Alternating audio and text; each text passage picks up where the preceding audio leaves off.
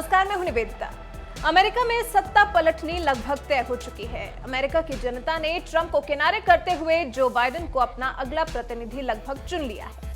लगभग पक्का हो चुका है कि अब जीत सिर्फ जो बाइडेन की होनी है। हालांकि ट्रंप अपनी गद्दी नहीं जाने देने को लेकर काफी कोशिशें कर रहे हैं, लेकिन जब जनता अपना फैसला सुना ही चुकी है तो इससे क्या फर्क पड़ने वाला है। खैर, अब जब चुनाव अपने अंतिम पड़ाव पर पहुंच ही चुका है तो ये जानना भी दिलचस्प हो चला है कि अमेरिका के राष्ट्रपति को भला वेतन कितना मिलता है, साथ ही अन्य भत्ते जो अमेरिकी राष्ट्रपति को दिए जाते हैं।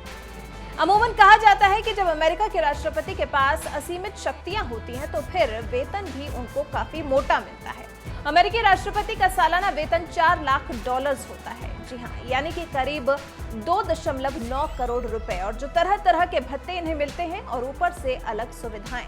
अमेरिका के राष्ट्रपति की लग्जरियस लाइफ भी गवाह है। अपने कार्यकाल के दौरान सबसे पहली चीज व्हाइट हाउस। जी हाँ, अमेरिका के राष्ट्रपति को सबसे पहले मिलता है व्हाइट हाउस। इसका बेहद लंबा चौड़ा परिसर, बेहद सुरक्षित। साल 1792 में पहली बार इसे अमेरिकी राष्ट्रपति को दिया गया था।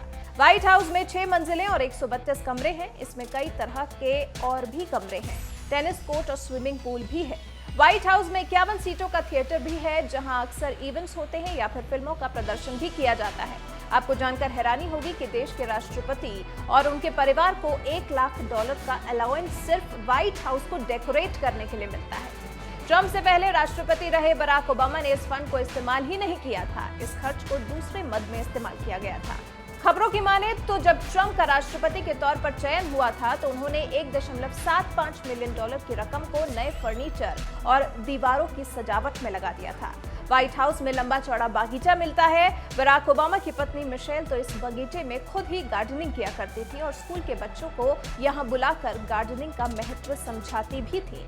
अब इस गार्डन में कई तरह के फल और सब्जियां उगाई जाती हैं, जिसका इस्तेमाल व्हाइट हाउस में ही किया जाता है।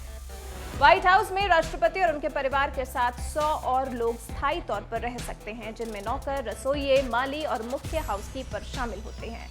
और फिर पर्सनल प्लेन और हेलीकॉप्टर की भी सुविधा दी जाती है। राष्ट्रपति की सेवा में मेरीन 1 हेलीकॉप्टर होता है। राष्ट्रपति के उपयोग के लिए बोइंग 747 विमान भी मिलता है, जिसमें 4000 स्क्वायर फीट की जगह होती है, जिसमें मेडिकल ऑपरेटिंग रूम, राष्ट्रपति के लिए प्राइवेट कमरा और एक समय में कम से कम 100 लोगों के बैठने की जगह होती है। जब ये विमान उड़ता है तो इस पर 1 घंटे में $2 लाख का खर्च आता है। कार से यात्रा करने के दौरान अमेरिकी राष्ट्रपति अपनी कार से यात्रा करते हैं, जो कि बुलेट और बम फ्री होती है, जिसे द बीस्ट कहा जाता है। राष्ट्रपति की कार के साथ हमेशा एक काफिला चलता है जो उनकी सुरक्षा में मुस्तैद रहता है। कार्यकाल खत्म हो जाने के बाद भी, यानी कि रिटायरमेंट के बाद, पेंशन का हकदार होता है अमेरिका का राष्ट्रपति। कुल मिलाकर निजी जिंदगी के ज्यादातर खर्च सरकारी खजाने से ही राष्ट्रपति को दिए जाते हैं।